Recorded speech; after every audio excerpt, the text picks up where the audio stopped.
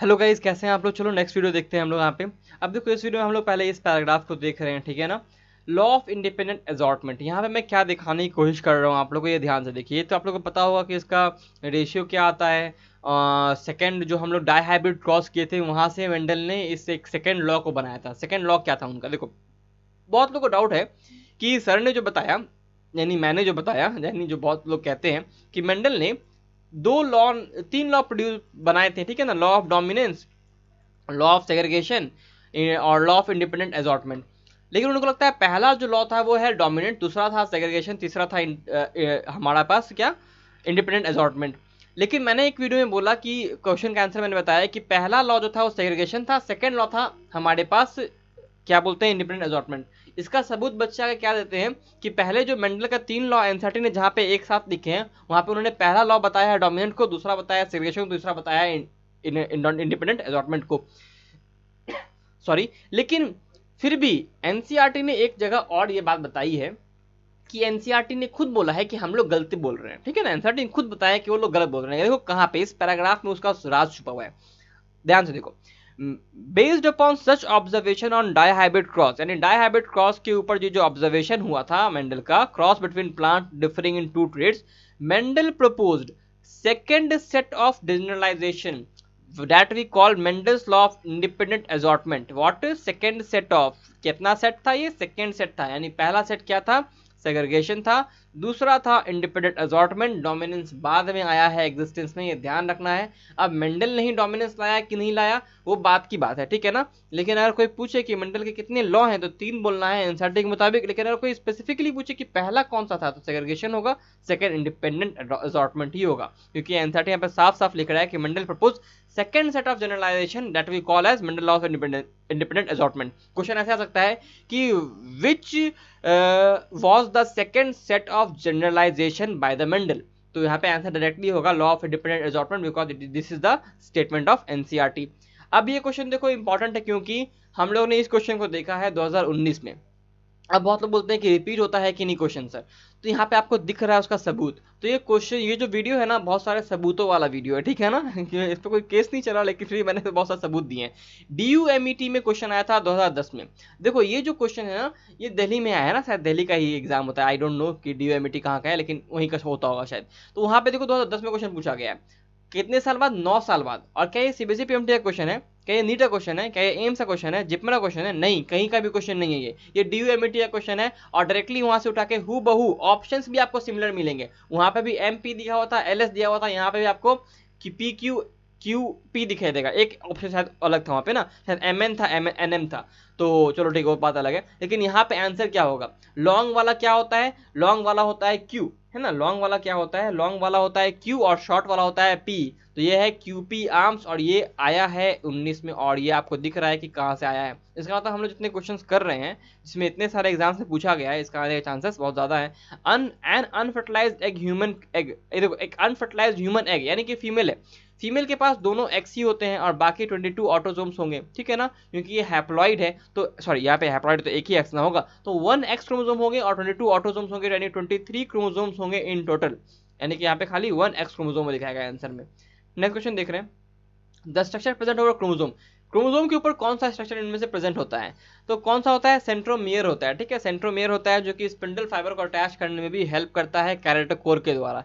Second question वही पूछ रहा था, अटैचमेंट ऑफ स्पिंडल फाइबर कहाँ से होता है, तो कैरेटोकोर से होता है। फिर सेंट्रोमियर होता है, सेंट्रोमियर को प्राइमरी कंस्ट्रक्शन भी कहते हैं। नेक्स्ट क्वेश्चन देख रहे हैं, मैच द फॉलोइंग, ये सारे के सारे जो यहाँ पे आपको दिख रहे हैं, इसमें आपको बस 2-3 का ही याद रहना जरूरी है, उसी से आप लोग ऑप्शन लगा लीजिएगा, क्वेश्चन देख के घबराना नहीं है।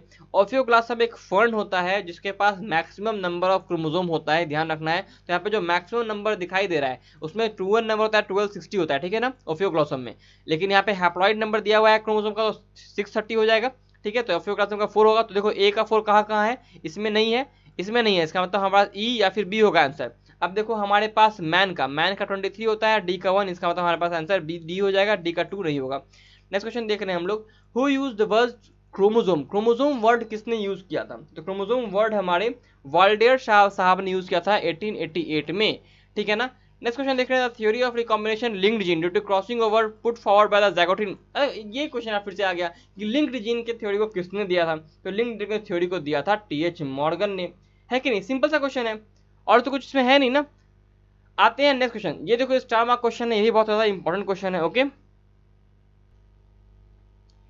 ठीक है, तो ये सोलेनॉइड आपको दिख रहा है, तो सोलेनॉइड का जानना बहुत ज़्यादा ज़रूरी है, इसलिए मैंने इसे स्टार मार्क किया है। तो यहाँ पे जानना क्या ज़रूरी है, बस इतना ही इन्फॉर्मेशन जानना है, इसके अलावा और कुछ भी सोलेनॉइड के बारे में जानने का ज़रूरत नहीं है। ये कंडेंस्ड क्रोमैटिन फाइबर होता है जिसका थिकनेस जो होता है 30 नैनोमीटर होता है। आपको याद होगा कि हम लोगों ने हिस्टोन ऑक्टोमर पढ़ा है। हिस्टोन ऑक्टोमर में ना बाद में जाकर जब नॉन हिस्ट जाके जैसे कि नॉन प्रोटीन पार्टिकल NHC भी जुड़ जाता है ना, नॉन हिस्टोन कॉम्प्लेक्सेस भी जुड़ जाते हैं उसमें, NHC ऐसा एनसीईआरटी लिखता है कि NHC जुड़ता है, तो वो बनाता क्या है उसमें और भी ज्यादा ये कॉइलिंग हो जाता है उसका, तो उसमें बनाता है वो सोलेनॉइड। और सोलेनॉइड क्या होता है, कंडेंस्ड क्रोमैटिन फाइबर होता है, इसका थिकनेस 30 नैनोमीटर होता है, याद रखिएगा। इतना ही याद रखना है, इसमें इससे ज्यादा कुछ याद नहीं रखना, और यही क्वेश्चन अगर आएगा तो ऐसे ही रिपीट होगा। ठीक है, टोटल कलेक्शन ऑफ जी, ऐसा हो सकता है कि सोलेनॉइड क्या होता है, तो कंडेंस्ड क्रोमैटिन होता है, ये भी क्वेश्चन आ सकता है। नैनोमीटर कितना, डायमीटर कितना होता है, 30 नैनोमीटर होता है, ये भी क्वेश्चन आ सकता है। ठीक है ना, तो याद रखिएगा। तो total collection of genes at any time in unit of evolution is called gene pool. Sum of genes in population, एक पूरी पॉपुलेशन में जितना भी जीन होता है ना उसको हम लोग जीन पूल कहते हैं। ठीक है ना, पूरी पॉपुलेशन का बात कर रहे हैं हम लोग। ठीक है, ये ध्यान रखना है, एक किसी भी यूनिट ऑफ एवोल्यूशन में किसी भी टाइम में जितना भी जीन्स होता है, कलेक्शन ऑफ जीन्स होता है, उसको जीन पूल कहते हैं, जर्म प्लाज्म नहीं कहते हैं। ठीक है, the distance between two genes in a chromosome is measured in cross over unit which represent, देखो जो डिस्टेंस होता है दो जीन के बीच में क्रॉस क्रोमोसोम में, जो क्रॉस ओवर यूनिट में, वो क्या रिप्रेजेंट करता है, वो क्या रिप्रेजेंट करता है, ये पूछ रहा है ये क्वेश्चन। ठीक है ना, तो रिप्रेजेंट करता है percentage of crossing over between them, percentage of crossing over between them. देखो जैसे हम लोग बोलते हैं ना कि ये जैसे कि यहाँ पे हम लोग अभी क्वेश्चन देखा था, कौन सा, एक साथ इसमें नहीं देखा है, दूसरे पता नहीं किस वीडियो में देखा है, लेकिन हम लोग देखा था कि यहाँ पे A है, D है, या फिर A B C D है, जो अलग अलग जीन्स है, इसके बीच में 7 है, इसके बीच में 8 है, इसके बीच में हमारे पास 10 है। इसका मतलब क्या है कि ये 10% होता है, इसके बीच में क्या क्रॉसिंग ओवर होता है। इस ढंग से, क्योंकि देखो जितना दूरी बढ़ रही है हमारा क्रॉसिंग ओवर बढ़ रहा है, परसेंटेज बढ़ रहा है, वही चीज है यहाँ पे जो बोलता है हम लोग डिस्टेंस जो बोलते हैं वो क्या होता है, परसेंटेज ऑफ क्रॉसिंग ओवर होता है। ठीक है, आते हैं the chromosome number in myocytes of house fly, house fly meiocyte में कितने होते हैं, क्रोमोसोम नंबर ये पूछा जा रहा है। आंसर याद रखना है 12 होते हैं, तो यानी 2n नंबर इज 12 है, इसका 2n नंबर 12 है, याद रखना है। ये क्वेश्चन उतना ज़्यादा इंपॉर्टेंट नहीं है, लेकिन ध्यान रखिएगा म्योसाइट हाउस फ्लाई बहुत सारे डिजीजेस का वेक्टर के रूप में होता है, इसीलिए हाउस फ्लाई के बारे में जानना थोड़ा जरूरी भी है, कोई ज़्यादा दिक्कत वाली बात नहीं है। तो म्योसाइट देखो जहाँ ज़्यादा इंपॉर्टेंट नहीं होता ना, मैं पहले बोलता हूँ यार वो इंपॉर्टेंट ज़्यादा नहीं है, नहीं भी याद रखोगे तो चलेगा।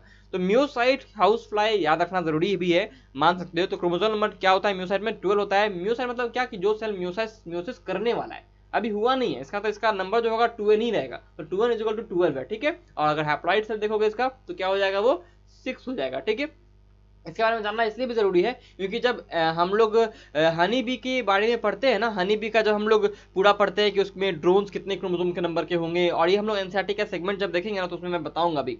उसके नीचे एनसीईआरटी ने एक क्वेश्चन लिखा है, वहां पे उन्होंने हाउस फ्लाई के बारे में क्वेश्चन लिखा है, तो इसी कारण से इस क्वेश्चन को जानना बहुत ज्यादा जरूरी है। अगर आपने उस क्वेश्चन जो एनसीईआरटी ने कहा है उसको फाइंड आउट नहीं किया, इसका मतलब एनसीईआरटी के कहने पे आप नहीं चले हैं, और इसलिए इस क्वेश्चन का आंसर आप लोग नहीं दे पाएंगे।